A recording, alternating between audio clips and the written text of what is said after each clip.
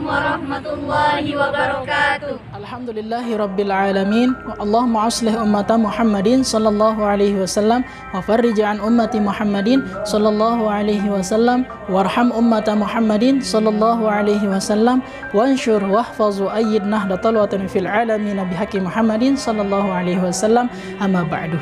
Baiklah kawan-kawanku yang saya banggakan, sebelum kami memaparkan materi yang kami dapatkan, terlebih dahulu di sini kami akan memperkenalkan diri. Namun sebelumnya, kami dari kelompok 4 sangat berharap kepada para penonton untuk mendukung kami dengan cara menekan tanda jempol di bawah video ini. Baiklah, nama saya Rahmatullah. Saya Bayi Ru'yatul Hasanah.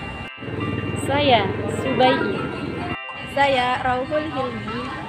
Saya Fahmi Aswani. Dan saya Ulul Azmi.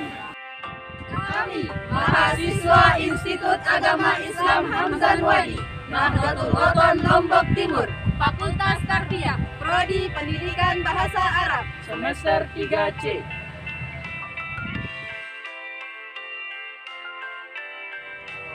Kami dari kelompok 4 akan memaparkan materi psikologi perkembangan dengan judul Perkembangan Fisik dan Kognitif pada Masa Early Childhood di bawah bimbingan Bapak Muhammad Ali Syahbana MA.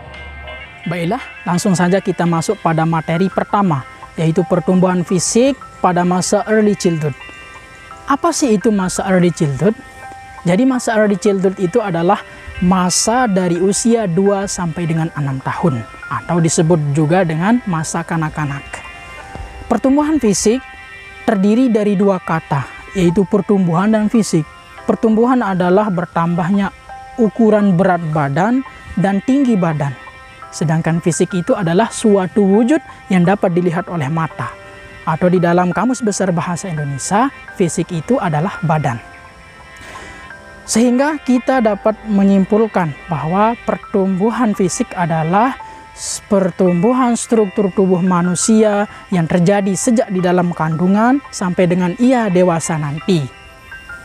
Kemudian di dalam pertumbuhan fisik pada masa ini itu terdapat 4 aspek yang sangat penting, yaitu pertama struktur syaraf, yang dimana ini sangat berperan dalam perkembangan kecerdasan dan emosi seorang anak. Kemudian yang kedua yaitu otot-otot. Ini sangat mempengaruhi perkembangan kekuatan dan kemampuan motorik seorang anak. Yang ketiga, kelenjar endokrin, yaitu inilah yang menyebabkan munculnya pola-pola tingkah laku yang baru terhadap anak. Yang ketiga, yang terakhir, yaitu struktur badan, yaitu meliputi berat dan tinggi badan. Baik, karena di sini kita membahas pertumbuhan fisik pada masa early childhood atau kanak-kanak, jadi beberapa yang akan saya sebutkan ciri-cirinya. Yaitu yang pertama, tinggi badan. Yaitu tinggi badan rata-rata bertambah setiap tahunnya itu 3 inci pada usia ini. Nah, kemudian pada usia 6 tahun nanti biasanya tinggi badannya itu 46,6 inci, 1 meteran lebih lah. Kemudian yang kedua yaitu berat badan, di mana pertambahan berat badan rata-rata setiap tahunnya bertambah 3 sampai 5 pon pada usia ini. Nah, kemudian yang terakhir yang ingin saya sebutkan di sini yaitu postur badan.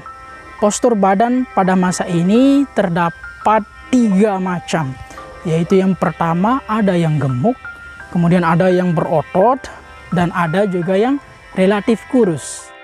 Nah, kemudian materi kedua yaitu pola tidur pada masa early childhood. Jadi sedikit yang saya sampaikan pada materi ini, tidur itu adalah salah satu kebutuhan dasar manusia.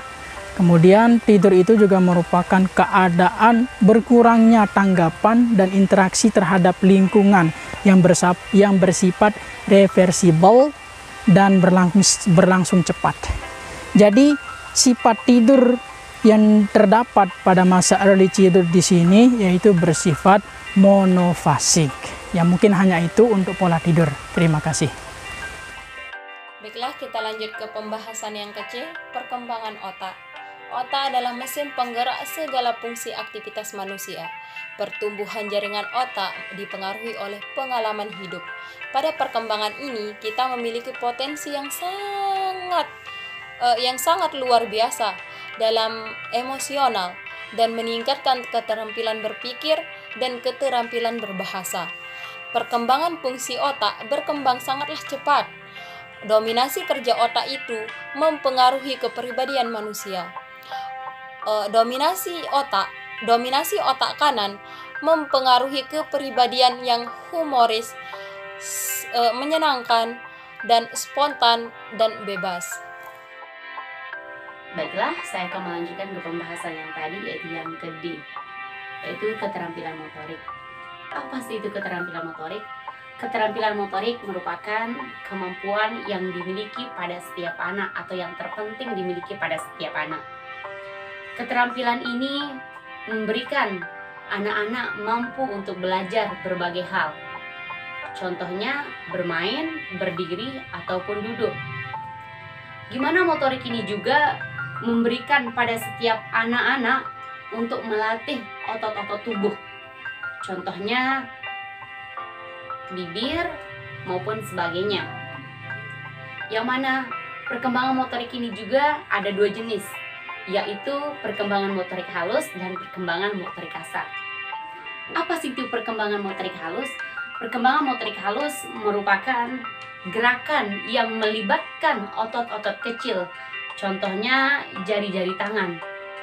Perkembangan motorik halus ini bisa memberikan anak-anak mampu melakukan berbagai aktivitas, contohnya menggambar, mengambil makanan, ataupun mengambil minuman dan sebagainya. Yang kedua yaitu perkembangan motorik kasar. Apa sih itu perkembangan motorik kasar? Yaitu gerakan yang melibatkan otot-otot besar, contohnya tingkawan dan otot-otot tubuh. Yang mana keterampilan motorik kasar ini bisa memberikan aktivitas-aktivitas bagi anak-anak mampu dilakukan, contohnya berdiri, berjalan, ataupun merangkak, dan terutama itu mampu dia menahan posisi-posisi tubuhnya untuk bertahan. Mungkin hanya itu yang dapat saya sampaikan. Assalamualaikum. Baiklah, saya akan menyampaikan materi selanjutnya tentang ciri-ciri perkembangan kognitif pada anak. Perkembangan kognitif pada anak berbeda-beda antara yang satu dengan yang lainnya. Ada hal-hal tertentu yang menjadi gambaran umum yang menandai perkembangan kognitif pada anak. Terkadang, banyak orang tua tidak memperhatikan perkembangan kognitif anaknya. Mereka lebih memperhatikan perkembangan fisik daripada perkembangan kognitif anaknya. Oleh karena itu, penting bagi orang tua untuk memperhatikan perkembangan kognitif anaknya. Berikut beberapa ciri-ciri perkembangan kognitif pada anak. Yang pertama, bersifat kuantitatif. Yang kedua, perubahannya linier dalam satu tahapan. Dan yang ketiga, adanya perubahan kualitatif.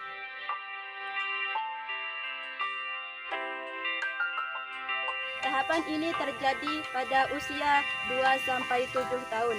Ciri-ciri tahapan ini yaitu yang pertama, pemikirannya bersifat egoisentris. Yang kedua, pemikirannya didominasi oleh persepsi. Dan yang ketiga, belum memiliki kemampuan konservasi. Tahap praoperasional, yaitu di mana anak-anak sudah mencapai usia 2-3 tahun. Pada usia ini, anak-anak akan mulai mempresentasikan dunia menggunakan kata-kata, bayangan, dan gambar. Pada usia ini juga merupakan awal kemampuan untuk rekonstruksi dalam pikiran terhadap hal yang dicapai dalam bentuk perilaku. Tahap ini dibagi menjadi dua. Yang pertama yaitu sub-tahapan fungsi simbolik. Ini terjadi antara usia 2-4 tahun.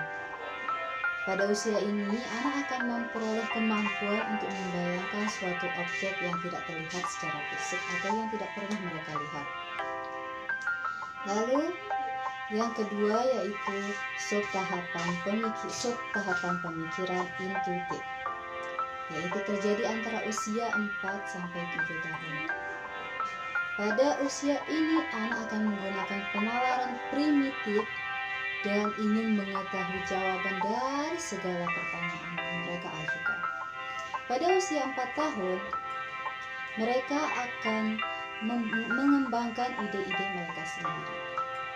Lalu pada usia 5 sampai 7 tahun, mereka akan membuat orang dewasa kewalahan karena mengajukan banyaknya pertanyaan kenapa dan mengapa. Baik, langsung saja kami di sini menjelaskan tentang perkembangan bahasa. Apa sih itu bahasa? Bahasa adalah suatu alat komunikasi untuk mempermudah seseorang untuk menjalin suatu hubungan. Bahasa juga dapat berperan sekali pada seorang anak, yang dimana bahasa itu dapat membantu atau membentuk karakter seorang anak itu menjadi karakter-karakter yang baik. Pada perkembangan bahasa ini memiliki 3 tahap, yang dimana tahap pertama itu adalah seorang anak itu berumur 2-3 tahun, yang dimana pada tahap ini adalah seorang anak itu bisa memikirkan suatu bahasa-bahasa yang bersifat sintaksis atau yang bersifat alami, yang dimana pada tahap ini seorang anak itu bisa mengetahui nama-nama keluarganya, seperti nama ibunya, nama bapaknya, nama keluarganya, bahkan nama binatang-binatang peliharaan orang tuanya, dia itu bisa tahu. Ketiga adalah seorang anak berumur 4-6 tahun, yang dimana pada tahap ini seorang anak itu sudah bisa membaca, menulis, berpantun, bahkan berpuisi pun seorang anak itu sudah bisa pada usia 4-6 tahun ini. Di dalam perkembangan bahasa ini juga memiliki 4 keterampilan, yang dimana keterampilan pertama adalah membaca, yang kedua menyimak, yang ketiga menulis, dan yang keempat adalah berbicara. Demikianlah akhir dari presentasi kami. Semoga bermanfaat untuk kita semua, dan semoga apa yang kami sampaikan tadi merupakan awal untuk menerjang badai kehidupan. Terima kasih. Wallahu muwaffiq wal hadi ila sabilir rasyad. Wassalamualaikum warahmatullahi wabarakatuh.